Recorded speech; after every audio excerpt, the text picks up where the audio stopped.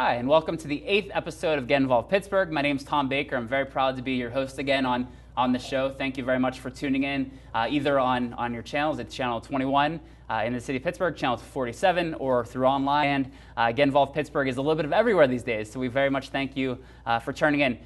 We have a great set of guests today. We have 6 guests coming up in just a little bit. I want to give you a few quick updates. It's now the fall of 2011, and it was a great summer for Get Involved. We actually became our own nonprofit, 501c3. It's a very fun feeling when you start out. 3.5 years ago, Get Involved started simply as my first book, Get Involved Making the Most of Your 20s and 30s. And to move to the point where we're now a 501c3, we have our service summit going on, Power Hour, Morning Mix. Our Fast Track Community Leaders program has graduated 21 participants. Things really well with Get Involved. And if you want to learn more about us, just check us out at getinvolvedinc.org. But I want to tell you all about the great guests that we have on here today. We have just a fantastic group. We have Miss Wheelchair USA, Miss Wheelchair America. Josie Badger is going to be with us on the show.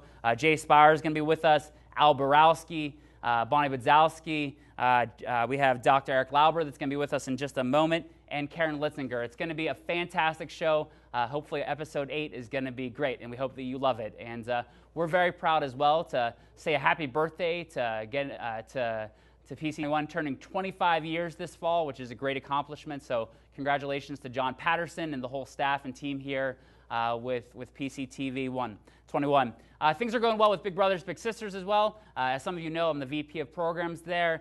We serve over 1,100 children every year in the region. So if anyone watching at home is interested in being a big brother, being a big sister, or just potentially signing up your children. And we actually have a lot of kids that watch the show as well, in the public schools here in Pittsburgh. And it's actually the biggest fan base, I think, are the students in the public schools. So if students, if you're watching, if you want to get involved as well, please just let us know. Our website is bbbspittsburgh.org. So lots of great things going on. Big Brothers Big Sisters was named as one of the top 18 programs for quality in the country, received the Gold Standard Award. So things are just going great.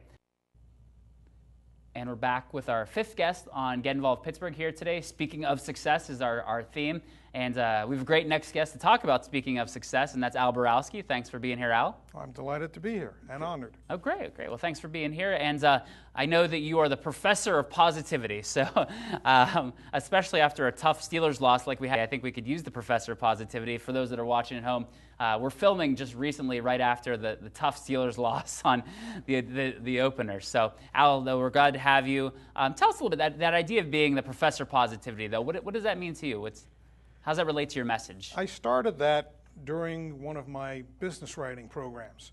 I started to notice that a lot of ways that people were changing sentences as I recommended them to do were doing it in a negative tone rather than a positive tone. So I just came up with this idea of making them professors of positivity. I proclaimed myself a professor of positivity and had them raise their right hand and repeat after me and made them professors of positivity. And I gave him a little wallet-sized card professing it and a full-size 11 by 8.5 4-color document to prove it. That's awesome. I'm sure some of them still have in their wallets probably, that they're positive people. That's good. Absolutely. Good. Okay, absolutely. That's great. I told them that next time they had the cards created, make sure you put PP, Professor of Positivity. Professor of Positivity. So I know PP is one of the initials you go with, MED from your teaching days, but also CSP. And we've had a lot of I would say, pillars of the speaking community on this program today. You are a CSP, which is absolutely the highest accreditation that you can get as a speaker. What is a CSP? A certified public speaker? Certified speaking professional. Speaking professional. Very good. Yes, it's the highest earned designation. You have to have so many clients, make so much money, have so many recommendations from clients. It's quite to get that accreditation, but I was proud to do it. Great. And you were also the best in the class, I think, by a national management the Professional Convention Managers Association.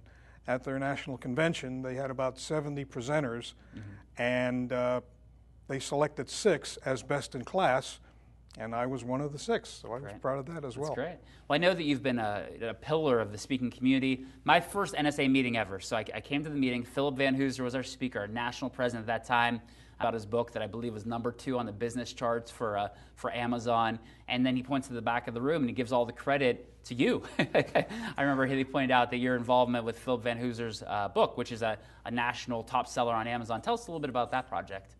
Well, our good buddy Jeff Tobe was responsible for that. Okay, great. Probably He's been on the show as well.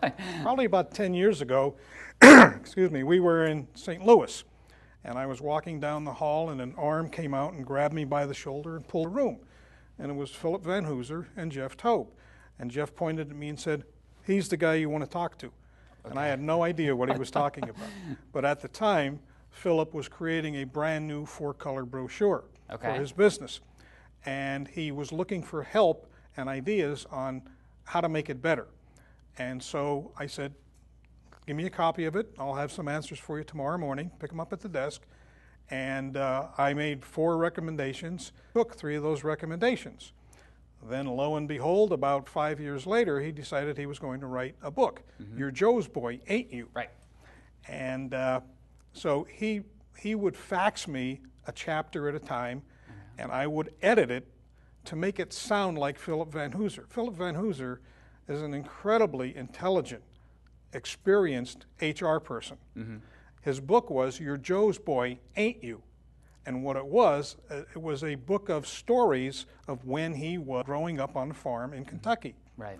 And throughout the book, he kept using words like paradigm and conundrum.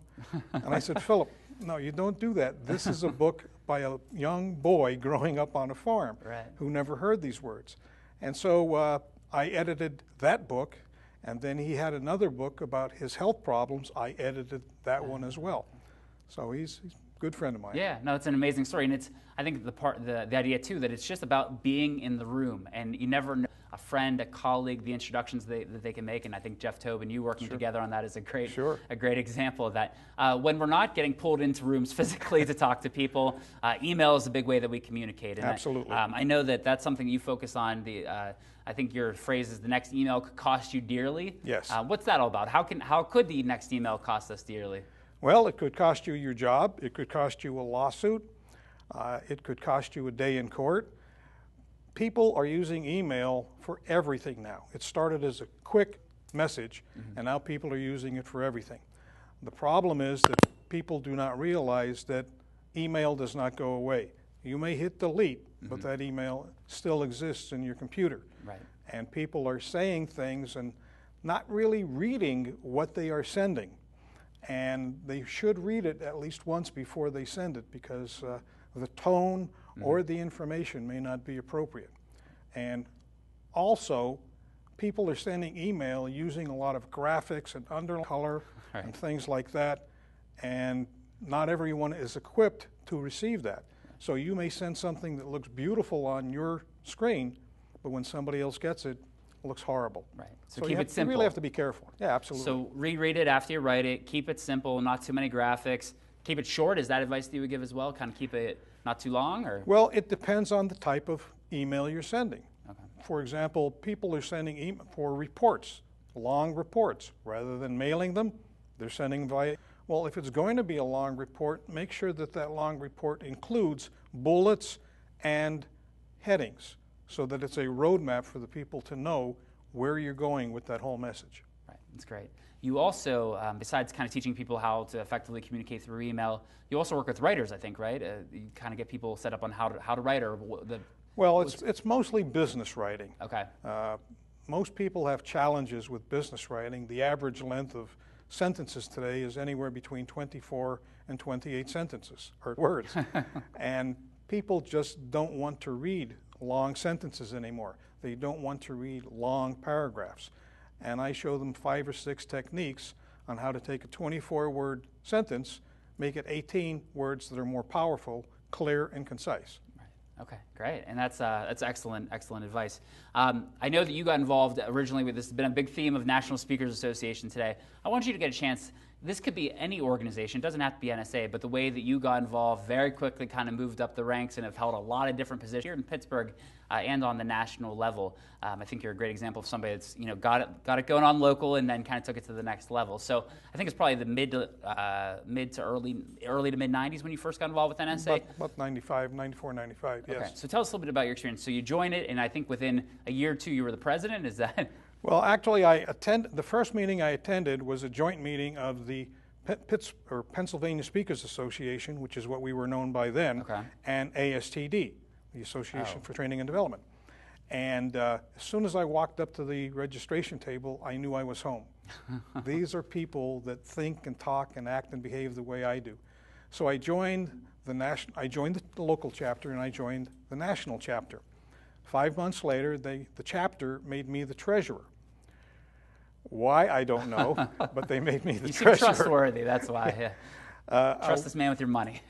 The following year, the president asked me to be an elect, so I was the treasurer, the president-elect, the president, the past president, and past presidents, some past presidents are asked to serve as what they call chapter liaisons.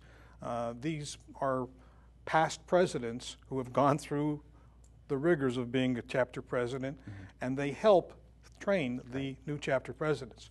Well, I became a chapter liaison. 1 year later, the chair and the co-chair of the Chapter Leadership Council asked me if I would become the first vice-elect, which means I was two down the road.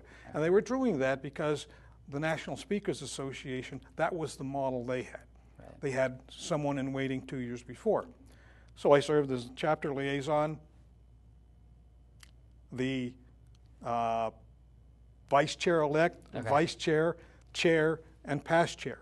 So I put in 5 years with the Chapter Leadership Council, helping other chapter presidents and chapters. That's a lot of involvement, a lot of great giving back of your time, and as volunteers not getting paid extra to do these kind of things. But actually paying my own way to visit chapters. Absolutely. So it was, but I enjoyed every minute of it. And I think that's the message that we try to share with Get Involved too. You know, you're not going to get rich from it. You're going to meet a lot of great people, a lot of great friends that, you know, you never know where those relationships go. I mean, look about the friendship with Jeff that turned into Philip Van Hooser. You just never know where things are going to go. But I think your story with NSA, both locally and nationally, could apply to a lot of people watching at home, whatever organization it is that they're caring to get involved. If it's nonprofit boards, if it's local groups, whatever it is that they want to get involved with, they can kind of also climb that ladder the same way that you did with NSA. That's why I wanted to make sure you got a chance to share that story. I thought it was appreciate that. Fantastic. Al, how can people keep in touch with you if they want to learn a little bit more about what you're up to? Well, I have a website called alborowski.com, but nobody knows how to pronounce or spell my name. So can I give a stab at it? Borowski.